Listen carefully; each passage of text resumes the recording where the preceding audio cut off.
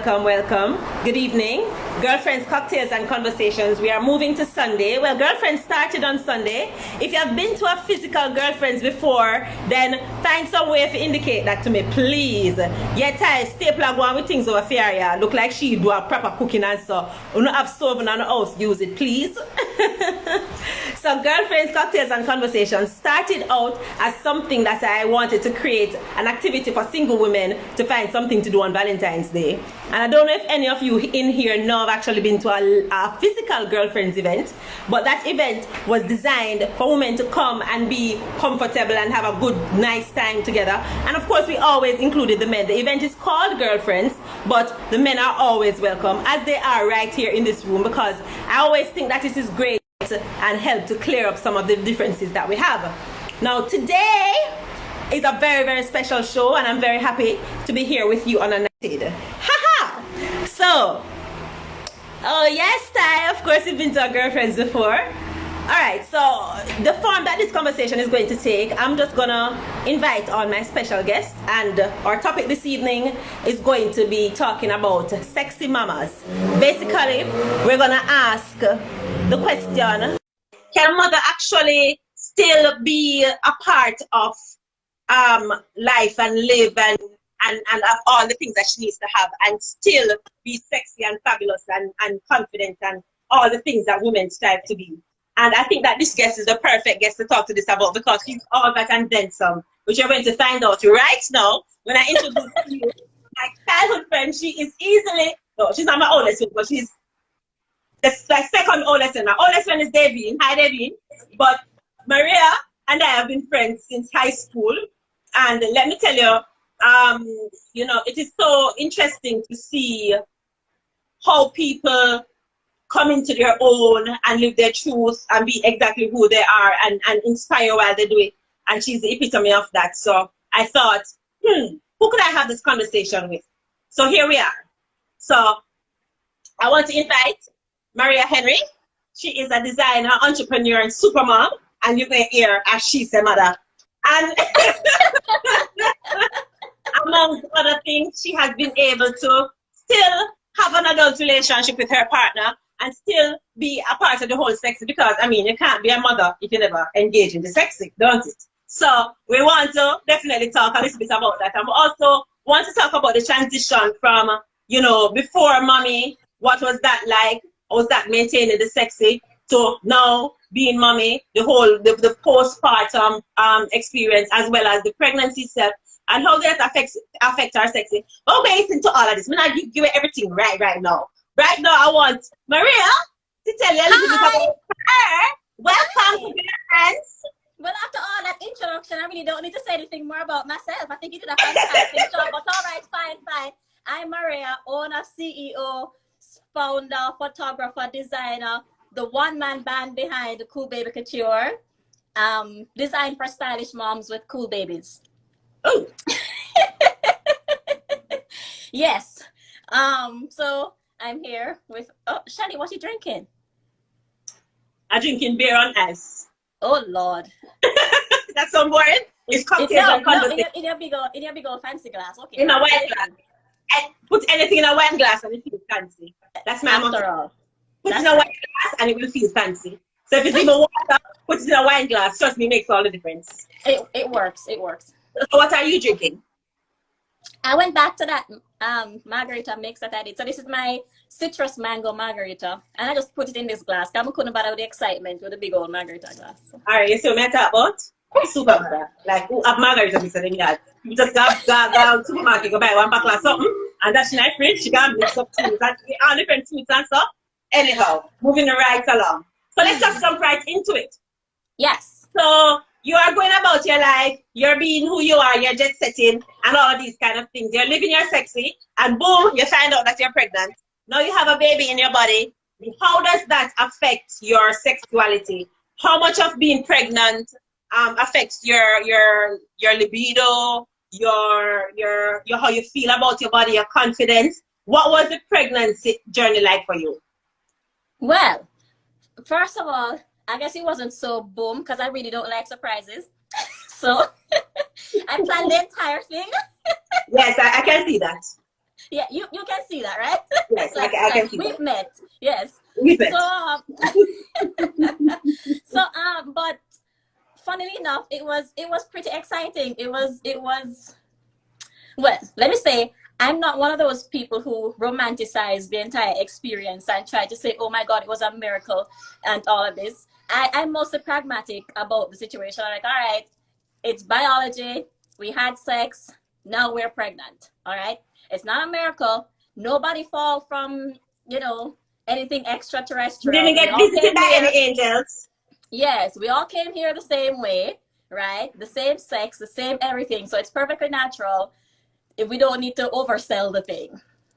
So, so that was mostly my attitude throughout the whole thing. I went about my everyday life. I went to Soul Cycle. I ran. I walked around. I did everything that I pretty much normally used to do, Right. including sex. Now, my libido wasn't really affected negatively by the pregnancy because, like, I wasn't sick or anything like that. So it really didn't. I was just myself with a belly. With a belly. Yeah, Okay. so I wasn't hormonal. I wasn't anything like that. I did, I wasn't, I didn't have any adverse reactions to pregnancy at all. And All right, so actually, the plenty women I have some very bad mind thoughts about you right now because I their know story my is not cousin quite the told me same. you're the exactly the kind of pregnant woman that other women hate. I heard that exactly when I was pregnant. Yes. Okay. I All right. I dressed. Go on. I want to talk a little bit about the sexual side of it. Just Right. because I've heard a lot of stories from women who are very concerned about having sex while they're pregnant because they think that it might harm the baby in some way, or they feel kind of bad because it's not kosher, or for some reason, because we carry a lot of guilt when it comes to sex. And if it is Right. not in a bed in the dark where you have on your nightgown and somebody pushes up, the regular way. If it's not that, then anything outside of that feels a little wrong. So tell me from your experience, like, how did your body feel in terms of, now you have this belly, the hormones are flowing through your body. Was it better or worse? Or I don't know, maybe different from Yeah, right. It just pregnancy? depends. It just depends on the day, but Yeah. mostly it was either about the same or just a little bit better. And actually, my husband, he felt the same way, that, oh, don't you think that we were going to hurt the baby or something? It was a little country Poke it boy. in the I don't really eye. understand. Yeah, it was like he didn't really try to get. He really thought that this I guess this myth that's been cemented in our brains for this very long time. He really thought that was gonna happen, and I had to explain everything to him. Like, no, that's not gonna happen. That's actually helpful because the sperm has prostaglandins in there, and they'll actually help your cervix Right. soften up, and this is Yes. actually good, right? So Yes. we need this. So Yes. the more sex we have, okay, this is our way of, let's get some more out of this. So the more we have, the better it will be for everybody in the long run, right? Okay. No. Nice. No, but that makes sense, and all the science backs it up. It's just culturally, there are some people who still feel like whenever Right. you're pregnant, you need to be locked up in a tower and stay there safely until you deliver. And Yeah. and the idea that a woman can still go through life and have a sex life and still have an interest and a libido while she's pregnant is somehow seems wrong or not. Yeah. Is the word Right. that's thrown out. All right, so let us talk about postpartum. Now you've had the baby. Now, how long did it take between giving birth to before you started to feel sexy again? Let me tell you something. This is funny. So, baby came out, and the next day I was like, did I really have a baby? I don't know if I was in denial or if I just recovered really fast. All I know, I'm looking at this thing and I'm like, I don't know if I had this baby or this is just a little niece or a little nephew that I'm used to loving anyway. But I'm not sure. But outside of that, I had a 3-week postpartum doctor's visit. So I went to my doctor and everything. He said, come 3 weeks later. I went there 3 weeks later, and he looked and he checked, and because birth was, you see, again, hate me, but birth was smooth. We went through it. I breathed properly. I namasteed my way through it, and baby came out. No issues, no tears, no nothing. So 3 weeks later, I went in for my checkup. He said, okay, everything is fine. You can go ahead and have sex if you want to. So thank you. I made that very same face. And he said, so when I looked at him like that, his response was, so you want me to write you something to say you can't have sex for a year? I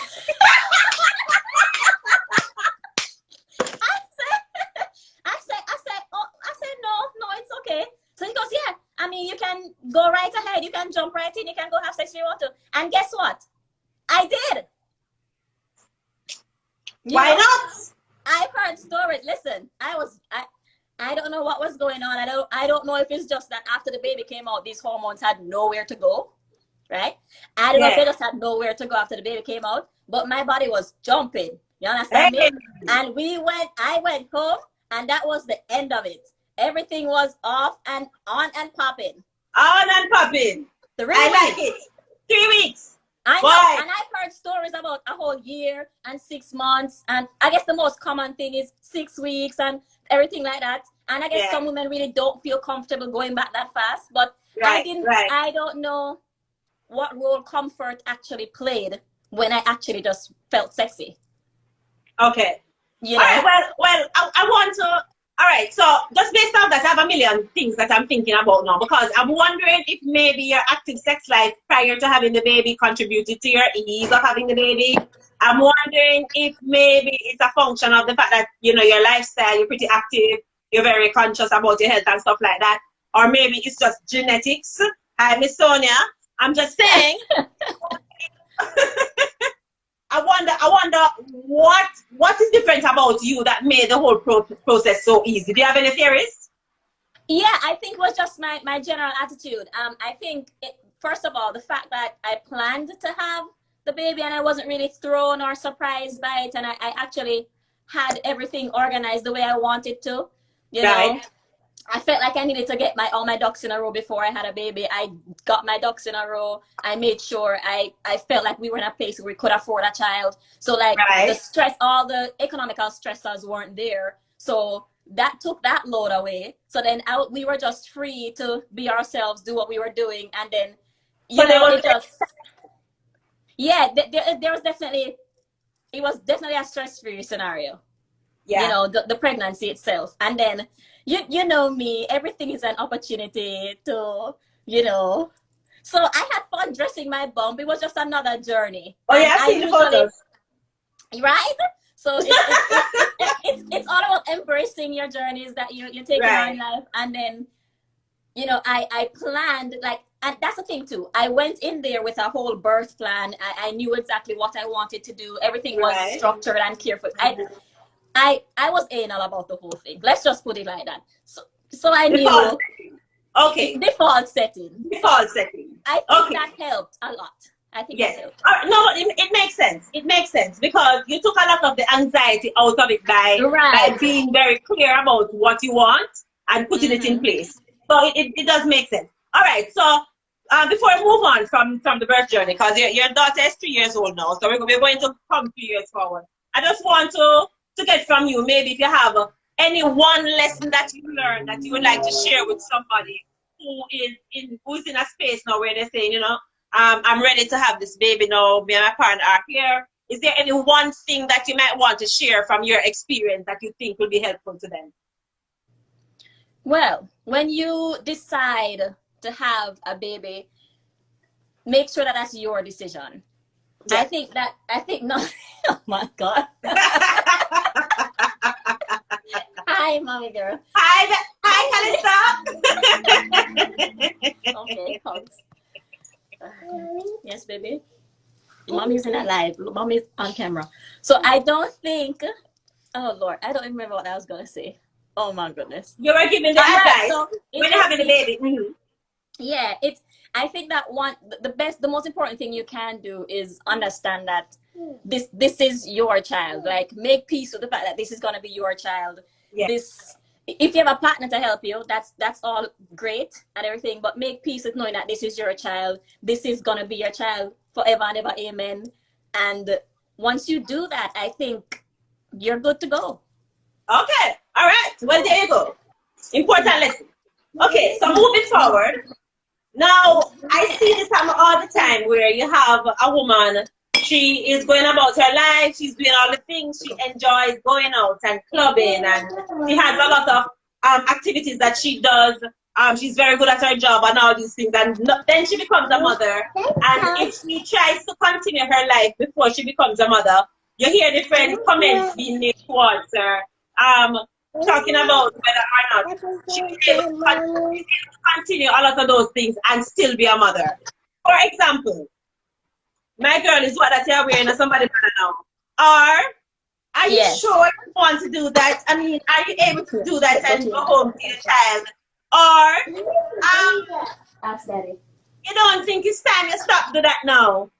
What do you think about some of the things that we do or say culturally to mothers or to new mothers that can help to hold them down as human beings?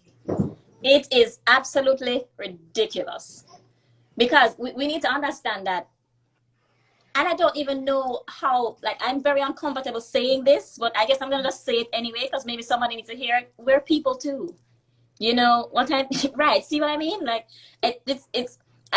I have to say that out loud. We're people too, and we need to be able to express ourselves however we see fit. If it's in our outfits, if it's in our hairstyles, if it's in the way we talk, we need to express ourselves and maintain who we are. That's how we're gonna stay happy. Our children are gonna stay happy. That's exactly how. And why would we want to teach our offspring self-suppression? We don't want to pass that on to our children, and they emulate all of our behaviors. And so, as much as we can maintain who we are, they'll automatically learn to maintain who they are. Yeah, yeah. And I can't see a fault in that. Makes sense. Makes perfect sense. All right. Yeah. So one of the things that I hear a lot of mothers struggle with is being able to juggle. All right. So you have a small business. You have the children to deal with. You have 2 kids in your house. You have a partner, you have your own life and your own things and all that. There's this whole question of, can a woman do it all? Can she have it all? As much and FYI, I've never heard anybody ask someone if you can have it all and just assume that you can. No, but yeah, never. For the record, I mean, how do you balance, or is it even a balancing act for you to try to figure out being all the facets of yourself and being centered and happy with that?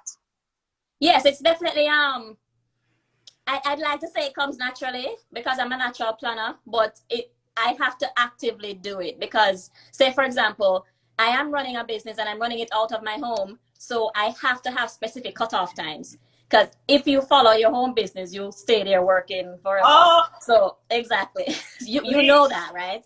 So, I have to have specific cutoff times and a structured day. And, you know, I know when I'm going to stop to make dinner because, you know, they still have to eat properly. We don't do nuggets. I mean, fed children are happy children. Nuggets people, it's fine. But we don't do nuggets. You know, we don't. You know, so it has to be actively structured. Sometimes I plan a menu for the week when I do have time. Sometimes I don't. Sometimes I'm really busy because, as I said, I'm the one-man band. I have to do everything myself. You know, from the photography right down to the producing. So I don't really have that much time. And especially now that we're in Corona and everybody's home, I still have to keep school while I'm doing this. So let's say my day starts at 6:30. I prep what I'm prepping at that time, wake them up at 8, school starts. If it's a good day and they're done by 10, then I start working until like 4. But if it's a day where school carries on, then I have to work while I'm schooling. So it's very, you know. Yeah. And then you just have to go with it. But you have to still make sure that things get done the way they're supposed to get done. You know, life has to go on. All right. So let's talk about the sexy time. How do you pull off the adult time with your partner with 2 children in the house who rambunctious and run up and down and want mommy hugs when they feel like? Bedtime is bedtime. I believe that the evenings are mine. They are not yours. And because I send my children to bed and I put them in their rooms and tell them don't come out, does not mean I hate them. It is just not their time anymore.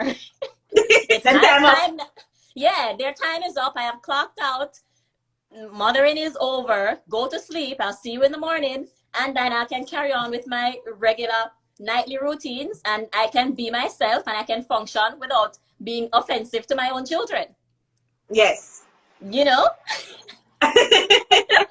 All right. Well, I have always advised new mothers, couples who are new parents, to not put their babies in their beds when them just born. To teach them to sleep in their bed. Teach them to be you know, independent of you. I mean, I know that the urge is always you want to keep them close, you want to that's more for the mother than for the child. The children are perfectly capable and very willing to sleep on their own. It's the mothers, it's the parents, and I guess they're feeling also extra loving and emotional and all these things. Just want to cuddle because they think they're little toys and everything like that. But I don't have that problem, you see? Not my bed. You know? Not my bed. And I think it works out for everybody. Yeah, they have their own bed. And I mean, even if, like, when Calista was newborn, I had her in a bassinet in my room. You know, at least that way, because, you know, them time they're really worried about breathing. Like, God, them still are breathing, and you really want everything's all right. So, you know, all of that. But then by she was 10 weeks old, she was in her own room. And I didn't have to worry about it anymore, because when a baby is sleeping in your room, you have to be tiptoeing because you really don't want to wake them up, because once you wake them up, your life over. You know? So, yeah. So, after 10 weeks, she went in her own room, and then it's been like that ever since. Okay, awesome. So let us get to the sexy part now. A lot of women, after they give birth, their bodies are different. They look in the mirror, they don't like what they see. They notice that they gain some weight, their breast shape different. Them have the little, what them call it now, fupa. Them have a nice little cutesy name for it, the fupa, the little belly, the pooch, that little something right as now. When you get baby. Some people have it to have my baby either because they just yam too much, but you know it go. Yeah, but, some people. But your body changes. How do you feel? Number one, from a confidence point of view, like when you look in the mirror, how do you feel about what you see, and how does that translate to how you relate to your partner from a sexual space? All right. First of all, there's a lot of I guess there's a lot of transitions. The first transition was, oh God, I miss my bum. So I definitely missed my belly for a minute. And then after that, I felt like, man, it's not going down fast enough. But then the bottom line is, the man really does not care. He typically, they really don't care. And unless they are flat out a-holes to make you feel like they care, generally speaking, they don't care. So if it's just for observing their behaviors, you in yourself wouldn't really feel no way. No, they don't care. A lot of things that we care about, them don't care. They really don't care about. Don't care at all. Yeah. I see women lose their man over eyebrow. I never meet a man yet who say, you know, that girl is such a nice girl, but I don't like her eyebrow. Never heard it before. Exactly. So it's like they really don't care. So with that mindset, you're free to just carry on. You know, I mean, you can even actually have discussions about it. Like, you know, was it different? You know, how was it? You know, because I mean, some people really do ask. You know, and they're like, I'm like, okay, because the difference really is negligible. Right? Yeah. So it's and I mean, come on, it's not like you just push out 20 pitney one time. I just one, right? And we know how the vagina works. So the vagina is amazing. It's an amazing organ. Magical part of the human body. Right? Yes. I envy the people who have one. And speaking of which, you can join us for everyday periods on my other page, Her Flow. Next week, Thursday, we're going to be talking about all things vagina. The vagina is amazing. If you don't have one, I apologize. But for those who know, yeah, it's what it is. It's a miraculous place. It's a miraculous place. Yeah. All right. I mean, things good. So let's look at the transition. You said that you went from, you know, your your body is not doing what you want it to do. So where would you say you are now in terms of the transition? Well, I'm over it. Like now, it's been 3 years. It's been 3 years. I guess I've been me for about, I don't know, maybe like 3-4 months. That's when I actually felt exactly like myself again. Yeah, it was about March. I felt exactly like myself again. And she was born in December. Yeah, 3 months, exactly. I felt like me. I felt like everything was where it's supposed to be. I felt like I looked the way I looked before. And I was good. Oh, all right. So, yeah, it didn't take too long. Yeah, I guess so I think it wasn't. Oh, I heard, actually I read an article where they said that women had a problem being sexual and breastfeeding at the same time because somehow it felt wrong. I want to talk about that too. So there's this, a couple of years ago, I came up on an article talking about this, this YouTuber who she has a natural lifestyle and she shares her lifestyle. And what she did was she made a video one time talking about how she was having sex with her husband while breastfeeding. Apparently that video did not go over so well. Oh, people lost their minds. People lost their minds because, oh my God, that's nasty. And how dare you have sex while they're breastfeeding? Those two things don't even belong. Like she was flat out ready to abuse her child. And the woman was aggressively defending herself, almost apologetic. And I thought to myself, first of all, you liars.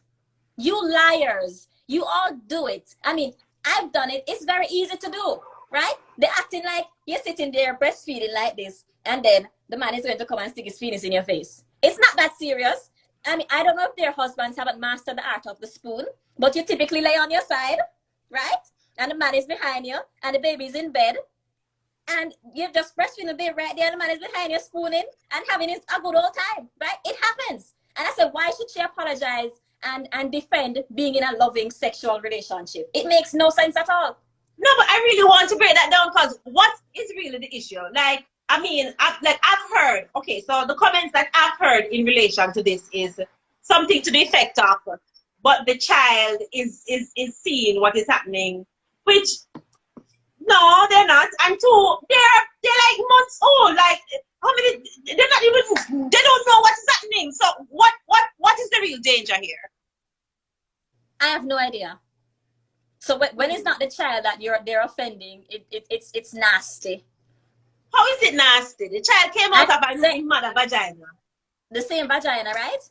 The same vagina. Is dirty and it's going to dirty up the child. And by the way, that's how the child got there. In the first place. Similar activities. Yeah. And that's how the same child gonna get siblings. So but this is really puzzling me now because I'm like, what is the problem? Yeah, I don't know. Miss Sonia said none. No. No, but and they're such hypocrites. They lie. Like, you know you've done it. It's so easy to do. And there's other sides of it as well, where when women are lactating, sometimes they actually feel sexier. Matter of fact, sometimes the man actually finds it attractive that you're lactating and actually feel sexier. There's so much going on. Gosh, there's a whole fetish around lactating women. Exactly. So trust me, I mean, it's not a question of whether or not it is sexy. There's a whole fetish around lactating women. There are people who just want to see the breast lactating and get all the way off all by themselves. So I mean, there's no question around that.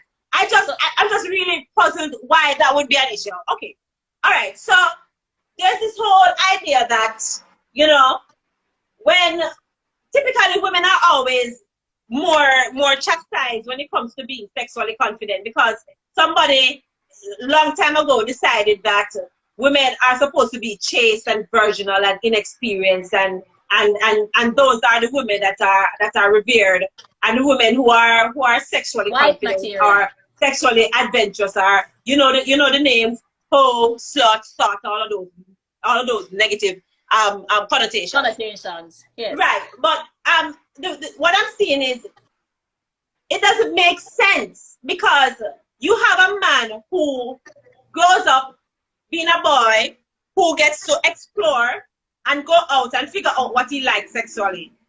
his sister has to stay in the house. Mm-hmm. And then he gets all of the sexual experience while she's over here being a virgin.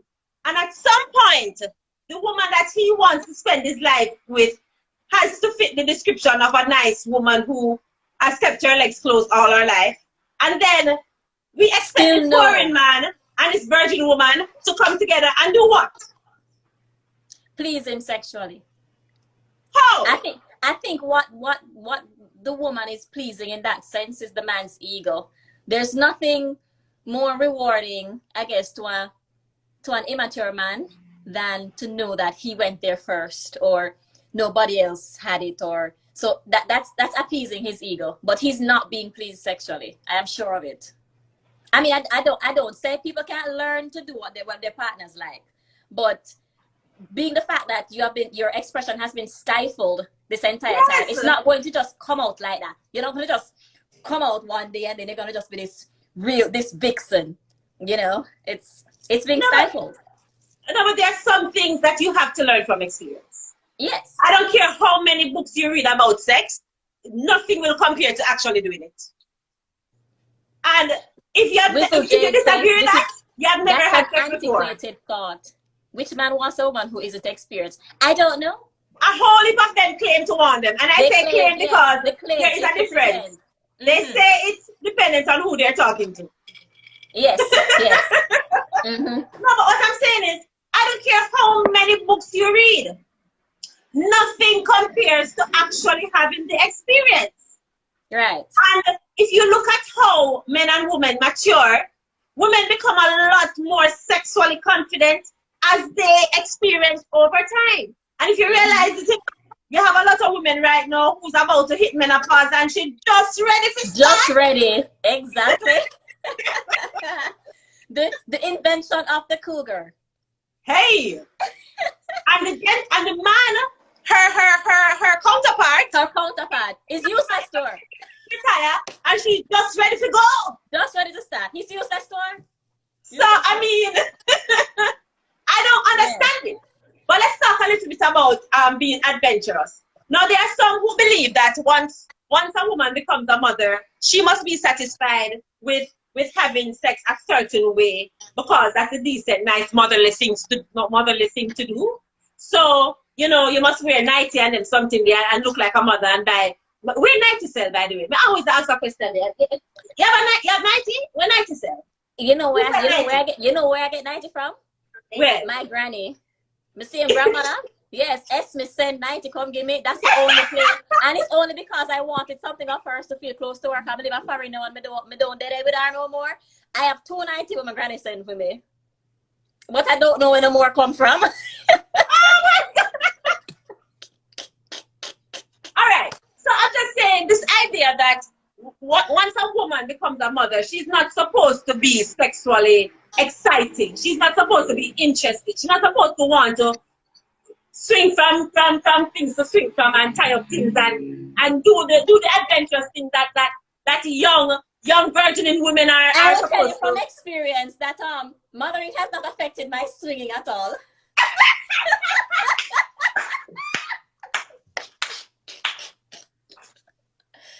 How can it? And it shouldn't. No, but the reason why I brought it up is that because you're not the only one. There's a lot of women who feel that way. But the difference is you express it. They find ways to suppress it. And they don't want to let their spouses feel like they're tired of just penis. But for some reason, a lot of men feel like once they bring the penis, they have done their job. When the truth is, penis is just a part of it. There's a whole other length of things available on the buffet, and she don't just want the penis alone.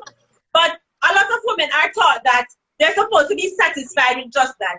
What would you say to a woman who is feeling that way? Stop it.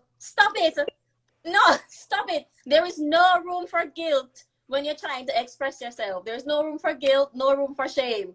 Be who you are. There are 2 separate entities. If you want to mother over here and you want to swing over here, you are free to do so. Well, you say both is an option. You can actually, you know. Own the structure. Yeah, it works. It works. It can be done. Absolutely. You can still buy all the toys, buy all the lingerie, do all the exciting things. How else are you gonna get more babies? How are you gonna get more babies? Yeah. How are you gonna get more babies if you stop doing it? All right. So there's a school of thought that there's a certain level of respectability that is expected of mothers, and it comes out in a whole heap of facets of life. It's not just you know, at work or even when they go to the child's school or stuff like that. From the way she dresses as well. And there are certain things that people feel like once you're a mother, you must just stop wearing stuff. The mothers mustn't wear short shorts, and she mustn't show belly skin, and she mustn't, and the list goes on. What are your thoughts as it relates to these social rules that govern how mothers are supposed to act, especially when it comes to her sexuality and the way she expresses herself in her dress and represents herself outside? You know what's funny about that? The minute you dress a certain way or you look a certain way, oh, I didn't even know you had kids. You know, a lot of people say that. Like, I didn't know you had a kid or you had kids. And I'm like, huh, why? No, don't be offended. I mean, you look nice. I didn't mean to offend. I just didn't think. So I say, how does me being a mother take away from my look niceness? I understand that, but why are you shocked? You know, so I think, yeah, why are you shocked that, you know, a person still wants to dress a certain way and look a certain way and feel a certain way? I mean, our clothes as women, clothes is everything, right? Clothes makes us feel like who we are. You put on the wrong thing and your day is probably ruined. You know, so it's like trying to instill these unnecessary rules and laws is just barbaric, to be honest. And nobody needs to walk around. No. And where's the proof? I feel like it's more of a thing where you need to prove that you are this now, and you need to prove that you are respectable and you can show up to your kids' school. And I mean, everybody has something before the kids, because you should have said, you see, stop right when me talk and after kids. But yes, standard. He says this brings the point of how is your behavior before the kids, because you should have a standard. You should have a standard for yourself. So before and after kids, just keep your own standard. But whatever that standard is, I mean, a standard is a personal thing, you know. So if you're a person, because I have a sister. She just turned 45. Hi. She just turned 45 a couple of days ago. And nobody no booty shots like she. And she have a teenage son. He gets embarrassed. He only gets embarrassed because when she comes to his school, his friends are looking at his mother. And he doesn't want his friends looking at his mother in a certain way. And his mother probably acts. And she's skinny. She's tall, long legs like forever. So. And hot. So that's the only thing that offends him. Wear clothes when you come to my school so my friends don't look at you like that. But outside of that, she walk around practically naked, and she's a great mother. Stephen is questioning where we hear certain things like this, and I understand why you don't question it, because usually these things are not directed to men, and a lot of the times they don't come from men either, because women are usually much harsher critics of each other and themselves than anybody else. And some of the things that women will say to one another, they'll never say to a man, and they won't say of a man. And so a lot of the times men don't get to hear this type of conversation because it's not said to them or in their presence. And we are typically much more critical, because this is just things that I've observed from how women relate to other women who are mothers, or even from what I've personally heard. Because I mean, I have friends. I'm not personally a mother, but I have friends who are mothers, and I'm with them, and they struggle with trying to be who they were and still be mothers, because there's this expectation that they have to now fit into this definition of what they're supposed to represent now that they've had a child. Right. So it is a real thing, and it is a struggle, and that's the reason why. But even when I ask somebody somebody about having this type of conversation about looking at a mother and thinking sexy, and she was like, I couldn't even participate in a conversation like this because I don't want my brand to be associated with the word sexy at all. And she found the entire thing to be so offensive. Mm-hmm. Because she thinks that it's a negative thing to be associated with anything to do with sexy or thought about anything to do with sexy, especially since she's a mother.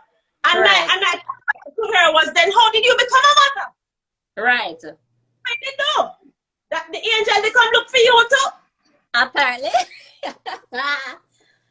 The angel come look for you too. More than one immaculate conception. You understand what I'm saying? So it's just like this whole idea that you really have to make sure that you're conservative and you dress the part, that even if that's not you, that's not who you are. And it is my personal belief that if you're a happy mother, then that you will have happier children. How you relate to your children. Yes. That is just basic. Yeah. That's how I feel. All right. So let's get down to how do you maneuver? You want to have some adult sexy time with your partner. You want to do that. You want to go on vacation. You don't want to take the children. How difficult is that for you to do? Or is there a way to do both and still keep the sexy? At this age, I don't think there's a way to. Well, I don't think there's a way to really go on a real vacation without a child who's 3 years old. Because I feel like this is a very delicate age, and things can happen to them that you probably would never know because they struggle with self-expression and they can't really tell you everything. And sometimes they themselves don't even know if they're being harmed. So at an age like this, I wouldn't, even consider it. So everybody's on vacations nowadays. You just have to, do what you have to do. It's all temporary, and wait until it passes. But yeah, not at this age. Yeah, not leave them going away now. No, everybody no, at home right now. Yeah, everybody at home right now. Pack all your bags. I know, and it's ridiculous now going on vacations. Seriously. No, we have to plan for the future. You just say you're a planner. We have to plan for the future, and hopefully we'll have a future with vacations in them, because I could use one from this corona pandemic. I swear to you. No. Don't say mental vacations now. I could use one, like, for real. And massages is something that I really, really enjoy. And I absolutely like it when the massage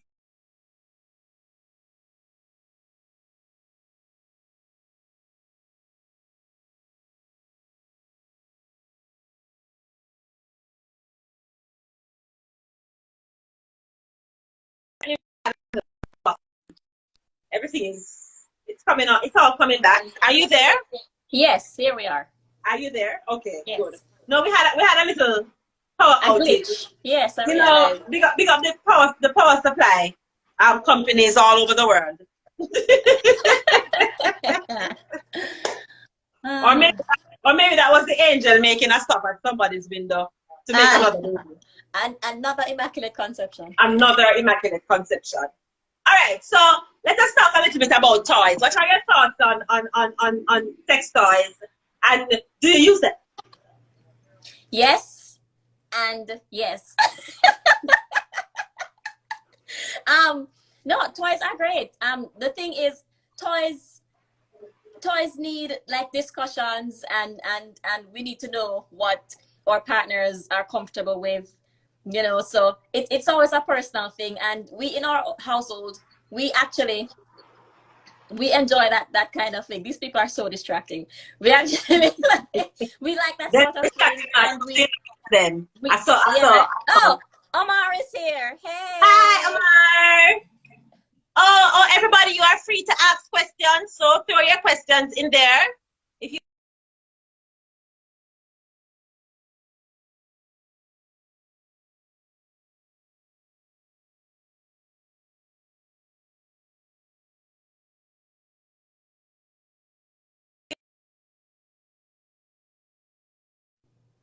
one of the things that I think that is very important, especially now, is there are a lot of couples who are in relationships now where for the first time in their relationship, they're actually in the same space for extended periods of time. And that is unnatural for them because usually people up and about and them out the door and them running errands and them going to work and them going to events. And even when they come, they are together in the presence of a whole lot of people. Right. But now them literally have to get down and spend time with each other.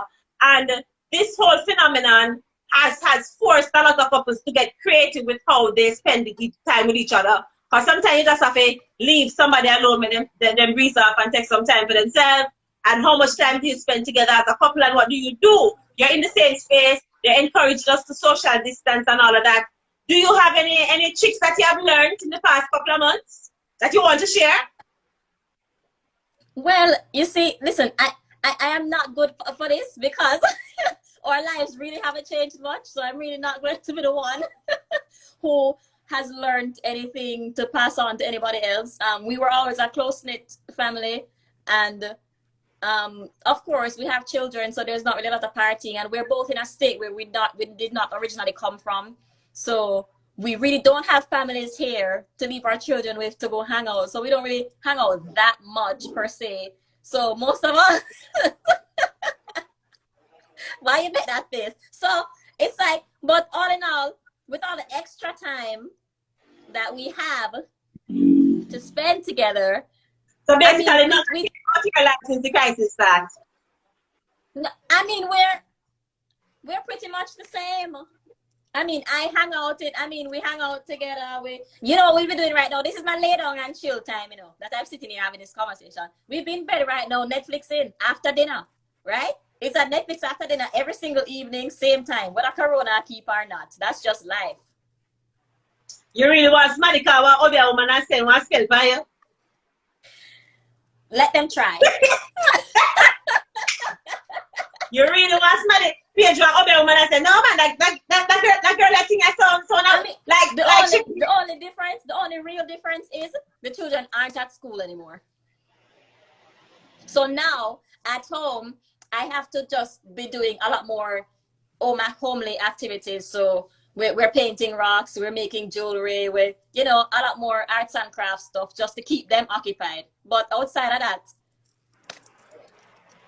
we don't hate each other, not yet. Well, the amount of bad mind coming your way, just lock your window before you come through the window there, because before it blows you. In the words of the Count of Monte Cristo, do your worst.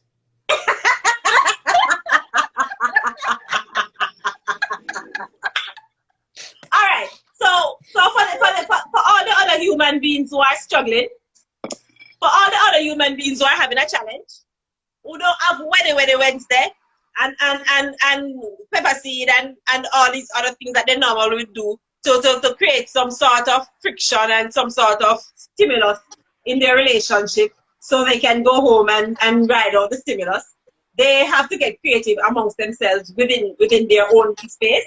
And what I would say to them is just get creative. Find games that you can play together. I was telling you about this and you said you like the idea, so I'm going to share it with the world. Put a regular board game and sex it up. So for example, Twister. I like Twister because I like to be on the floor. But put the Twister out, but instead of playing with the children, you're going to play grown-up sexy Twister. So get some baby oil and oil up on yourself. And you're going to get sliding all over the place. Oil up on yourself, spread out the Twister board, and go to town. Trust me, you're going to do a lot of laughing. It's hilarious. And what you're going to feel like after that, just do it. Another thing that I would recommend, again, on the floor activity. I'm a little biased because I spend a lot of time on my carpet. A lot of time on the floor. And growing again. Netflix and chilling. Take the dessert out of the plate and put it on a body part. Easy one, too. Easy. You don't have to do nothing. And that's it. I don't have to wash the plate afterwards. Look at that. Put the dessert on a body part and just eat the dessert and clean the plate clean. Make sure the surface clean. You don't want any ants bite anybody. So, you know. Oh my goodness. But if you don't like to be on the floor like me, you can do it in the bed too. But me like to do it on the floor because I don't allow food in my bed. Not if food. I don't allow food in my bed. Whatever is on my bed, we eat in my bed all the time. Yes, I eat in my bed too. That's not food. I'm just saying. We don't allow food in my bed. We eat a lot of eating go on in my bed all the time. A lot of eating go on in my bed as well. That's not food. I'm just saying. I'm not against eating in the bed. I just don't want any food in there. You know, no. I don't want to answer so because ants have satellite and cell phone. You can eat in bed. You just can't yam. You can yam too. Some people, because teeth not so bad. You know, just don't draw no blood. Not draw no blood. You know, bite too hard. Little nibbling is fine. Nibble is fine. Aim for nibble. Yeah, and you're still allowed to do all that, although you have children. Of course. And look here. All right. So, have you ever been getting your sexy on and one of the children walk in and catch you? Look here, that's just life. Tell us about that. That sounds like a good time already. Tell me. All right. So, there's times where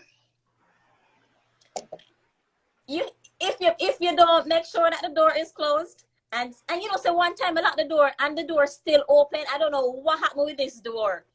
The door, they banged the door so hard, the door flew open. Somebody had to dash into the bathroom, and somebody had to just stay there. Me typically naked anyway, so them used to my naked body. Right? So if them come see me naked, I don't know nothing. Yeah. If them come and see me naked, I don't know. But man have to hide. Man always have to find somewhere. Man always find somewhere hide. Run to quick bathroom or under a blanket head to toe like he's not even there. Something. But me always, they can come and say, oh, mommy, whatever. You know, I'm a nude and it's all good and nice. You know. Because they're used to that part. But we don't want them seeing things dangling like that at their age. You don't want them seeing nothing dangling? No, we don't want to see anything dangling. The most thing that's supposed to say affected by gravity right now is mommy boobs. That's about it. Yeah, that's about it. But nothing further. Nothing further. Oh my goodness. Can you believe it's been almost an hour already? Time fly when I swear to you. It's almost an hour. Yes. Oh man. Yes, we don't have a lot of time left, and I want to use it to, well, first of all, let me check to see if anybody has any questions that we missed, because the comments them got busy for a second there. I feel that the people them just laughing at us more than anything else. I feel like no, what if I laughing about? What if I laughing about? This conversation is very interesting. Yes, so nice. That's so nice. All kind of comments of that type of sort. But what I wanted to find out from you is, what would you advise a young couple or even an older couple, any age no matter at this point? What would you say to them to help them sort of achieve a similar balance where, you know, they're concerned about exposing their children, and because of that they almost kill them sex life? Because one of the things that I know a lot of mothers struggle with is this idea that, you know, once she's so focused on the baby that she don't really feel sexy in her body. Do you have any advice that you want to give to somebody to get to that point where she actually feels sexy? Because a lot of the activities won't happen until that actually happens. Right. So it's, don't prevent your children from seeing love and affection. You need to, I mean, barring the sex, exposing them to affectionate behaviors and exchanges between you and your partner, playful exchanges, you know. I can't walk by without somebody doing this. And I'm like, if at any point, so you know what, wait, let me say this first. At any point in my relationship where I walk past and somebody don't go so, me know say somebody don't like me. But yes, I tell you, every time I walk past, somebody goes so much so that Calista pick it up too. And she does this, and she plays drums on my bum all the time. Because, like, so I don't think that you should really stifle affection around the children. They need to see affection. They need to see what a loving and functioning relationship looks like, so they can actually emulate that. And they need to see that. So there are other ways to show, to let them be a part of it without exposing them to the raunchiness. You know, they really need to see the affection. I think that's such a strong, like, such an important point, because I just said that I never see my parents being affectionate when they're doing it. Exactly. I've never seen it. Never seen it. And to the point where, as an adult, I had to get to a place where I became comfortable with affection. Right. Because when I initially met it, I was not comfortable with it. Right. I had to become comfortable with affection. Like, I had to become comfortable with kissing somebody just because they are no cat. And there's no idea that in order to protect your child from making wrong sexual and sexuality from them completely, and obviously that don't work, because they don't, and it's wrong. They're just going to see it elsewhere, and usually what they see elsewhere may not even be a healthy representation of it anyway. And they are, I mean, we're all sexual beings and we're all the same humans. So at some point in their lives, they're going to have the same feelings that we have. So they need to understand the feelings that they're having. And who better to explain it to them than us? All right.